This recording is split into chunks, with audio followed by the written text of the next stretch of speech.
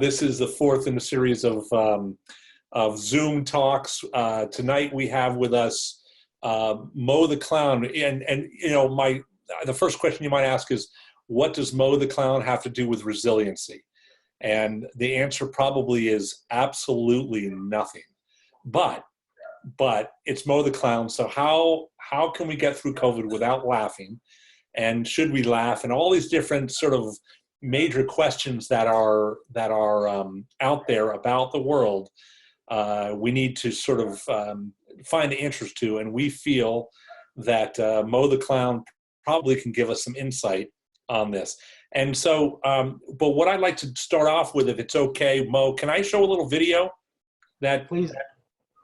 Okay, let me see. Is this the one where I'm wearing clothes? You are wearing clothes. Thank All you. right, in that case, cue it up. Okay, so here we go. Let me see if I can do this. So Nathan, what do you do in real life? Do you work? Do you have a job? No job? Oh, your girlfriend supports you. Walk this way!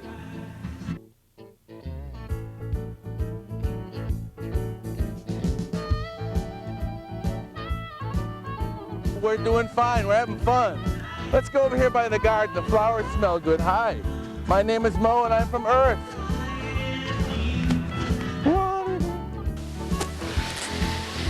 Oh, we can do this, you know. Blow on that, would you? This goes like this goes just like this. This one goes around like this. Let's see how this fits. Oh, lovely. I like it. Looks good. Something goofy in your head. If you guys would like a balloon, all you gotta do is find a spot in that line right there, unless you have someone waiting in line for you already. You don't know what that means. I understand. We'll fix it right for you anyway, or someone here will figure it out for you.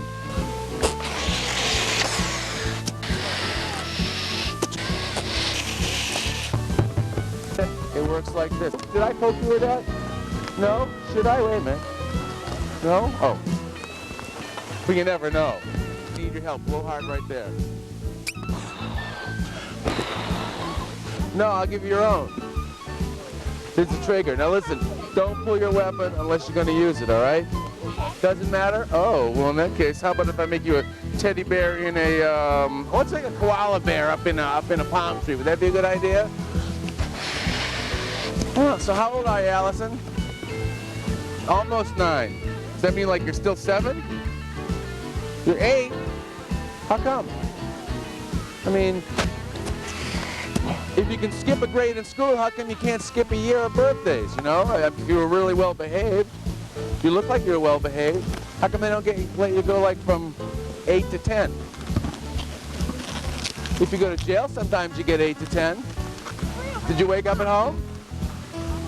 I was at home all day. I didn't see you there.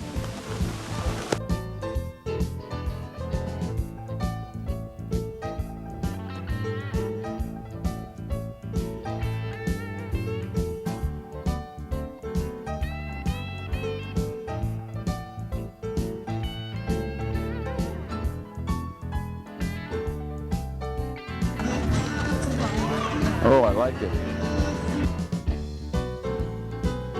We're a little short though. Let me see your driver's license. I think I have something that fits you especially well today. How does that smell? Does it smell good? No, like anything. You're pretty honest. Good for you. Here we go. Let's see how it looks. Here, show this kid here how it looks. What do you think? Does that look good? Does it feel good?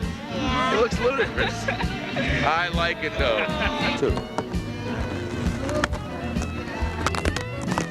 How does that happen? I don't know.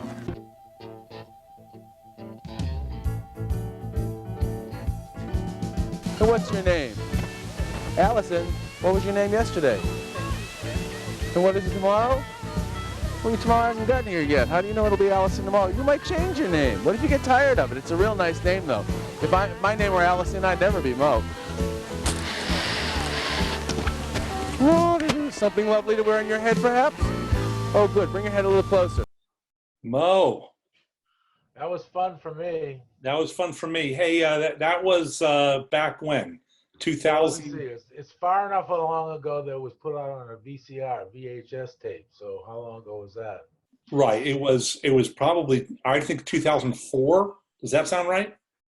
Maybe it's far enough back that, let me see, it precedes. I've been through 3 of those different giant balloon bags that I use now, and they take years to wear out. And that video shows me not wearing a balloon bag at all, but just regular fanny packs. So basically, Mo, Probably from the 1990s. right? Probably 19. So that could have been early 2000s. Early 2000s, Early late 2000s. 1990s, something like that. So again, we're here with Mo the Clown, and Mo, we were trying to ascertain early on why Mo and resilience. What does Mo have to do with resilience? Why not be resilient? You've been quite resilient, but there's a lot of philosophical questions I'm going to try to come up with Mo, and I'm going to try to get Mo to answer these things, because I think you have the answers, and whether they have to do with resilience or not, I don't know. But I wanted to start with COVID, which is not funny, but is it okay to laugh during COVID? I don't think you ever need permission to laugh in life. I've laughed at funerals. There's humor wherever you want to find it. If you go out of your way to see it, it's there. It's waiting for you. You don't need permission to laugh. You don't need my permission to laugh. That's for darn sure. But I don't think you need anybody's permission to laugh. I think your goal should be to laugh no matter what. And laughter's contagious. I don't know if you ever heard of laughter yoga, but when people laugh, other people tend to laugh. And I went to a laughter yoga class about 20 years ago. Alex Ray talked me into going. And I went and I learned some interesting lessons. So you get to this yoga class and they explain you're going to do light, general, easy yoga. But you all make an agreement that you're going to make laughter sounds. Nothing special, not waiting for anything to be funny. You're just going to make laughter noises. And it was in Portsmouth. I drove down thinking this is going to be so stupid. And I got there. And just like I predicted, it was so stupid. It was just really dumb. And then all of a sudden, after about 4 or 5 minutes into it, I couldn't stop laughing. I could not stop laughing. I did the yoga gently with all these other 30, 35 people laughing and laughing, uncontrollably laughing. Could not stop it. And it made me realize this: the tail wags the dog. You don't have to wait for anything to be funny, just laugh. And if you laugh enough, other people will laugh with you. And eventually it all becomes funny anyway. Will I be laughing on my deathbed? I hope so. Probably not, but you never know. Well. So also in the world of COVID, so they're trying to figure out treatments. Is laughter the best medicine? Is that going to help us? I'm not a qualified medical professional. I'm a clown that has never run for office.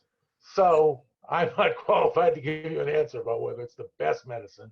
But laughter is good medicine.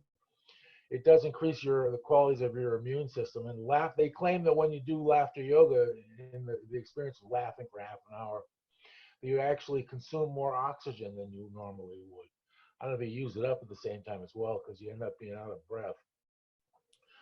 But laughter is good for you. There was someone wrote a book years back and cured himself of cancer by learning to laugh even more than normal. So laughter has a lot of healing properties. Will I guarantee it? No. Do I make any guarantees? Yeah. One day you'll breathe and one day you won't. Beyond that, what do I know? I'm just some clown. Well, I think you know a lot. I have to say, I think you've instilled a lot of amazing sort of different ways to look at life with me through the years, and so let's go to a little section which I call some stories from a clown's life. And so how did you train to become a clown? Why did you decide to become a clown? Because I think if I'm not mistaken, I believe you were a landscaper, correct? I did landscape. Clowning is not something clowning can be chosen, but sometimes it chooses you. I learned early on, I was not athletic. I wasn't the brightest bulb on the planet, but I could use my wit to manipulate people and manipulate situations. I realized that probably at the age of, I was pretty young. I was with my family when I realized I was on the poop list for something I'd done wrong. I was a little kid with ADD. I was in trouble all the time. But suddenly I said something funny and everyone started laughing at the dinner table. And after that, I was basically forgiven for my misdeeds because I kept them laughing. I put that to use down the road. Yeah, I used to design farm situations, wholesome applications of horticulture to agriculture. I could talk to you about horticultural applications until I would see the light go up behind your eyes like I was selling religion or insurance. Well, so that may be a whole nother talk, Mo. We may go back to the old Lester Schwartz of the old days and talk about farming resilience. Wouldn't that be fun? It's making a comeback. It is. Yeah. And there was a great talk on Wednesday night with Steve Whitman talking about starting a garden and starting to grow things. And I think that's going to be expounded upon. You need to come and give some wisdom in the next time we do that. I spent a weekend with the father of permaculture, Bill Mollison, here in New Hampshire. It was pretty interesting. I went down to a little farm that there were these two guys that were trying a variety of different agricultural applications. And one of them was to bring in speakers of weird stuff. And so they brought in this weird guy, and I signed up for it and spent a weekend with about a half dozen other people hanging out with Bill Mollison. And these guys, we got to their farm, and I had met this guy. I had met Samuel Kamen, one of the owners of the farm, at a health food store where I used to travel around selling alfalfa sprouts. And he said, yeah, well, we got this newest thing. We're going to try making yogurt. We just got cows. And they lived on a really, like a 200-year-old farm that was called Stonyfield Farm. And so the yogurt business apparently worked out pretty well for them. Pretty well for them. They never had another speaker in, though. Hey, so how did you train to become a clown? What did you do? Did you do push-ups? I worked my,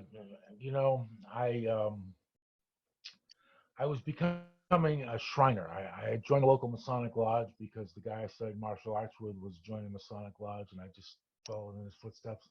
And from there, we evolved into from the Masons to the Shriners. The Shriners are all part of the Masons, and we became Shrine Clowns together.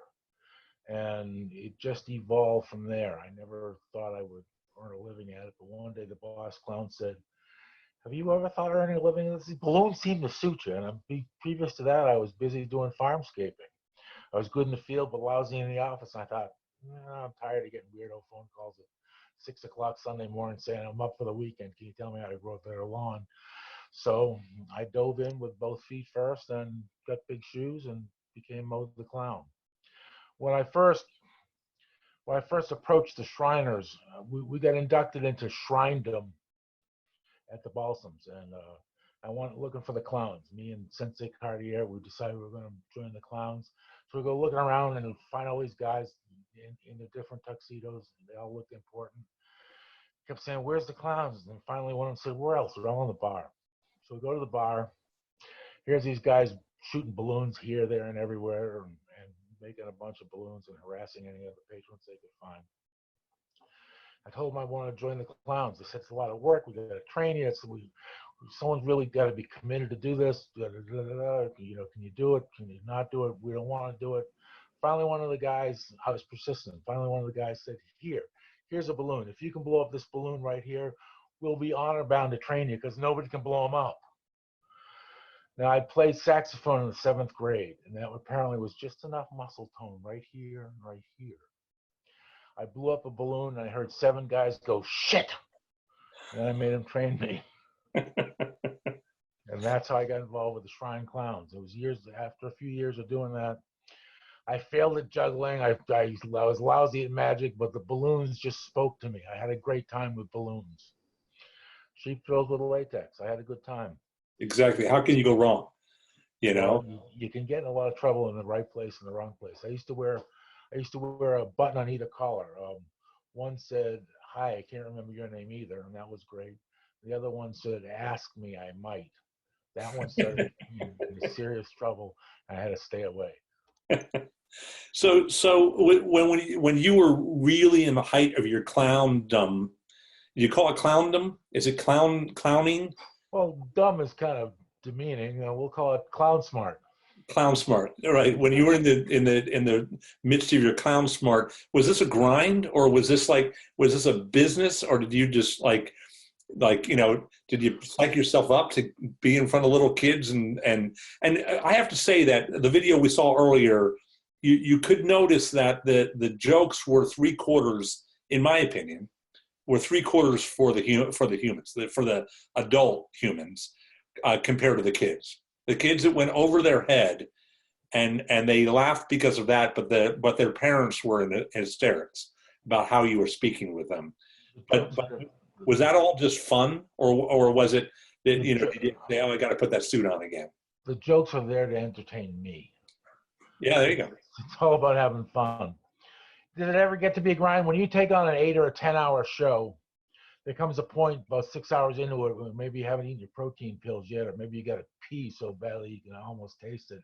At that point, you're thinking, oh, another 2 hours. It's good. Okay, who's next? But the biggest thing is you got to find fun in it, just like day-to-day life. Anything can be a grind, but everything has fun. I mean, every day has a certain amount of fun embedded in it. And it's up to you to take on a state of mind that says, okay, I'm going to find that little fun. And some days inherently have a lot more fun than others. Let's take Disney World. Disney World is a lot of fun if you're 7, but if you're the 50-year-old guy paying for everything, it ain't that much fun. Fun is how you look at it, but you got to seek the fun. So I thought for my logo, I would have Carpe Fun, seize the fun. So I went looking in Latin books, Latin dictionaries for the word for fun. Latin has no word for fun, none. They have joy, they have a variety of other things, but there's no specific word in Latin for fun. I think that is why Latin is now a dead language. Because that one word, they just sort of left it out, and everyone's been looking for it. Fun is a core element. Yeah, it is. It is. Yeah, you have to find the fun. You have to put yourself in a position to say, okay, that was fun. Yeah, and I do have to say, overall, I have a I feel saddened, or I feel sorry for people who can't have fun, who can't see the fun in things, and at least every once in a while. But some people just don't. And it's about taking a position. If you take the position and say, I'm going to find fun and make fun, doesn't mean you have to laugh, but you can find fun because you can hone in that little bit. It's like having a bowl full of food where all the food is something you don't like, but there's one mouthful in there that you really do like. And you got to hone in on that one taste and enjoy that exquisite moment. Make that your fun moment. Right. You got to know when to seize the fun. So what was your favorite balloon to make, or was there one? A fatter one, longer ones? My favorite balloon was always the final balloon. After a 10-hour day. After a 10-hour day. Yep. I'll tell you, at the end of a 10-hour stint, you get up and you think, okay, where's the nearest bathroom? It damn well better be available. Right. And I can see Mo the Clown going in and pushing kids out of the way to get at that stall.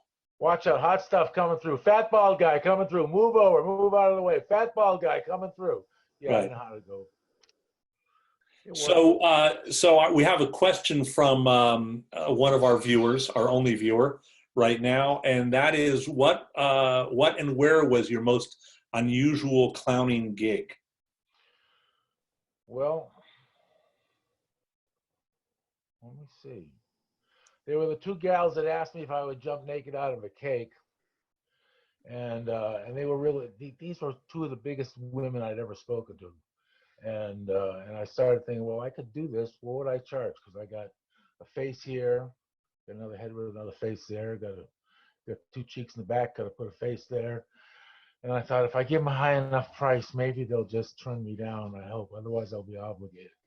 So they said no. And the other time was, do you remember when we had bungee jumping? There was an event at the Plymouth Fairgrounds. They took you up on a crane. They took you up on a crane. And someone said, and so the guy came over to me. I was doing a free show. It was a fundraiser for something. I don't remember what. And the guy said to me, well, I'll give you a free bungee jump if you'll go. I said, no, I get paid to do something like that. The guy said, what do you get paid? I said, I get this much for an hour or for 5 minutes, any part of that hour.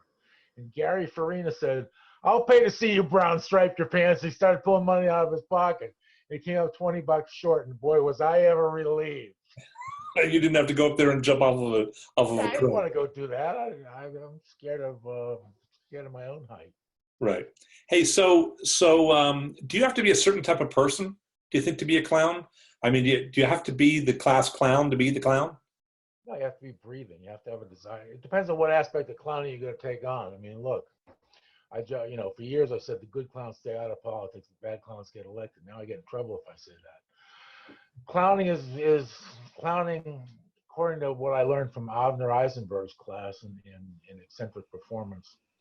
Clowning is unique problem solving observed, which means just about everybody's a clown at some point or other. It depends on who's watching and who's looking. And usually when that unique problem gets solved, it's solved in the longest possible way around the corner to get there. Right. I do a lot of coding, and that's sort of there's an eloquence in being able to do something very clean and quick, as opposed to writing a whole bunch of stuff. And so sort of the same thing. If you can get there and do it. Cool. I've been a unique problem solver in my own way. I used to do a lot of my own carpentry. I had a fellow come do some work in my house, and he said to me after he'd been here for about 3 weeks, he said, I've been writing a book on weird stuff that homeowners do, and right now you're on your second chapter. They could write a whole book on it. Hey, are there people out there besides people who are allergic to latex that don't like balloons? Sure, for a variety of reasons. A good example was there was a lady who was once president of the American Society of Dowsers, which I go to their convention every year, our convention every year.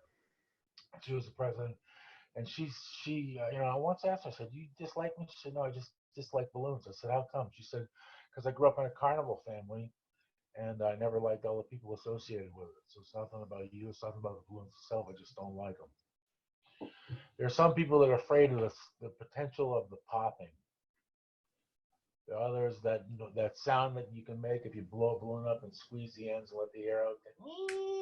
Yeah. Yeah, there are folks. That's right. That's what I sound out like when I wake up in the morning. That's sort of the wheezing.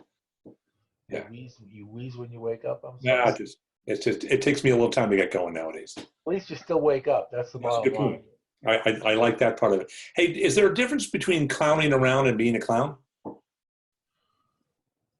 God, that's an odd question. Well, just being a clown is who you are, whether you like it or not. Clowning around, I suppose, would provide for intent to be clowning around, as opposed to just being a clown because you can't help it. I mean, some folks strive to be different. Some of us can't help it no matter what we do. And you're not different, Mo. You're the exact same as you've always been. There you go. Hey, so a little bit of a lightning round here. Tell me something about love. Love is a 4-letter word. Love is addictive. Love is, they say, what makes the universe go around. They say it's the most powerful element in the universe. And if you deal with radionics or anything like that, intent piercing through the universe and going different places with immediacy, love is a pretty powerful element. I know I need love in my day-to-day attitude just to keep me on par with being nice. Right. Nice is a 4-letter word, but nice isn't always easy. Love is easy. And if you apply love to everything else gets nicer. Right. So when you hit your finger with a hammer, instead of say shh, you just say love. Will that work? God, I have no idea. I'm gonna have to really work at that one, Mo. Try it. I'll come over and hit your finger for you. You can yell at me. Right. Love. Love. Yeah. Love. But say it with intensity is what you'll do. Love. God, love. What about family? Family. I'm pretty fortunate that I have one. Family is all of you out there listening, because you're all family to me now. Someone once said to me, everybody loves you, they just don't know it yet. I think that's true. I think we can all have extended family. And in today's world, where we have this video access, video family, it exposes us to so many more people. I don't know if that's good or bad, but I've grown close with a lot of folks. I've talked to my 2 brothers more in the last 2 months than I probably had in the last 10 years total. So what does that say? Yeah, I do have to say it's easier to get in touch with people. Like, where are you? Well, I'm at home. Where else am I going to be? It's sort of like, you used to have to track people down, and now it's like, okay, got you. It's You pretty can't cool. you can't not answer. And you know what we're seeing now a lot more of. I realize this is the new era of drive-through windows. Yeah. Every restaurant in town is busy getting a drive-through window, and I'm sure there'll be one at Home Depot soon. Just drive through and get your piece of plywood.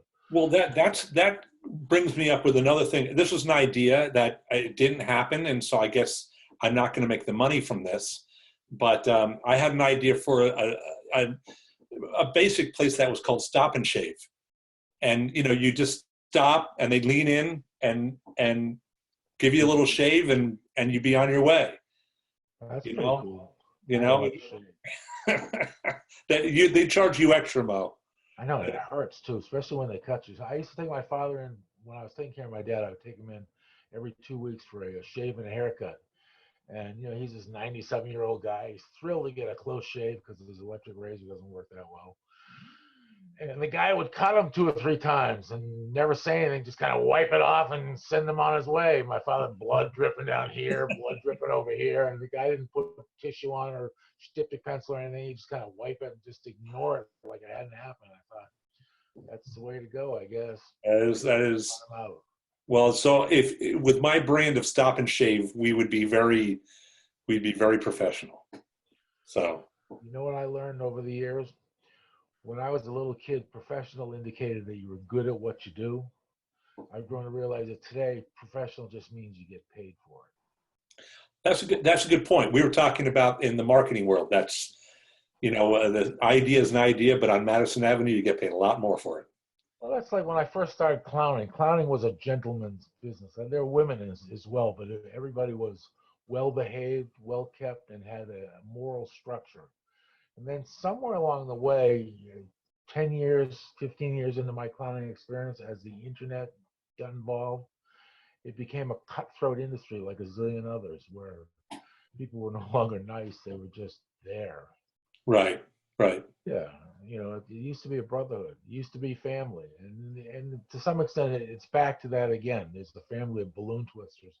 I'm involved with other clowns, but I'm more involved with other balloon twisters who may or may not be clowns. And so talk to me about community. Community is what you make of it. I like to be an integral member of my community. I mean, I'm reticent to do all kinds of things, but I dive in with what seems to make sense to me. Well, back when I had my farmscape business, I used to make vegetable gardens for people. People I would come into someone's place, a poor family. I would build a vegetable garden. I'd bring in a truckload of cow manure. I'd bring my tractor with a rototiller. I'd bring supplements for the soil. I'd lift them up a garden. I'd plant it, and I'd teach them how to take care of it. I did that a bunch of times because I thought that's something that I could do be appropriate for a community. So I never got involved with a lot of the organizations. I mean, I'm a member of the Shriners, and I pay dues to the Elks Lodge. I never show up. That's not true. I show up for one Elks event every year. I don't think I've been in the building in 15, 20 years. But I think I saw you at the Elks, but it was for a funeral. Yeah, that was the only time I've been in the building in a long time. Right. Yeah. Other than that, I do their family day every year just because I can. Right. Talk to me about hope. Hope's an important element in our lives. You need hope to get through things. Hope comes with love. Hope comes with smiling. Hope comes with laughter. If you can laugh at something, there's hope that it might be good. Hope dwells within us, and we tend to squelch it. I mean, I've heard it said that hope is a drug, and maybe it is because people play on our senses with hope to make us think we can get more out of something than we can. So hope can be ill-used, but fight back with love. And the last quick round thing is there life on Mars? The question really is there life on Paz? And you got to find out what's Paz got growing on him anyway. What's Paz? Paz, yeah, he's married to Ma. Okay. So it's Maz and Paz? That's not what you're asking. I know. No, I wouldn't say Maz. I was saying Maz. But that's okay. You need the New Hampshire accent. Maz. Right. Well, is there life on Mars? Probably. It's all how you define life, I suspect. And will they like clowns? Do they have any choice? I used to get crank phone calls back when I had a landline. I had a clown landline. I would get crank phone calls saying my father was killed by a clown, and I never knew what it was all about till years later. Some kind of media thing, but Well, I had no. there was a comedian that did that. It was Jack Handy, who said, you know, I don't know why I was afraid of clowns, but it must have been because a clown killed my dad. It was just a joke. Well, either way, the calls would come in once or twice a week, and I never knew what to make of it. And my theory is kill him with love. Just Right. thank him very much for the wonderful phone call and the great experience. And please call back when it's not 3 a.m. That would be. So I have a 3 a.m. phone calling thing where Rob and I used to live in Plymouth. Our number was one digit off of all night pizza. And so the phone would ring constantly on Friday nights at 3 a.m, and it was always someone trying to order a pizza. Maybe a little bit inebriated, maybe not, but still they wanted pizza. And so we got upset, but eventually we started answering the phone, pizza, and they would give us their order, and I'd say 15 minutes, and I'd hang up. So I don't know where they ended up in life, but they definitely did not get their pizza. I wonder if your son ever primed his friends to just do that because they can get away with it.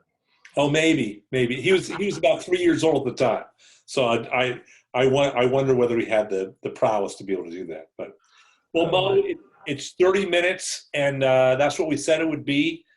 You're leaving me now after all we've been through together? I know. It's been a long evening, a long life. I see Tim and Sandra's out there, or at least Sandra is following us, or maybe she's watching. She's probably watching some old Mary Tyler Moore rerun, but just have us on the side. I don't even want to know, but I don't think. If Sandra has any more questions or whatever, but thank you very much for that. What's the website? So yeah, I got to do my close here. This is my. So the website is PlymouthEnergy.org / resilience roundtable, resilience roundtable, and this will be posted up there as of tonight. And we are basically regrouping now to come up with some more of these. We've had 4 this week, and go check them out. All the videos are there. There's one on how to talk to your kids about COVID. There's one about the New Hampshire Granite United Way, about what they're doing, and we had a great one on gardening on Wednesday night. So gardening with wild gargling. Gardening. I really thought you said gargling. I know, but it was gargled. So it was gargling and Sandra wrote that was really fun. Thank you. So that's the input we got so far. Thanks for listening in, folks, kids. Okay, Cool. So we'll do this again and make it a regular thing, and we'll have some fun. Here's what my friend Louis Francisco always said to me. He said, if I don't see you in the future, I'll find you in the pasture. Thanks, Mo.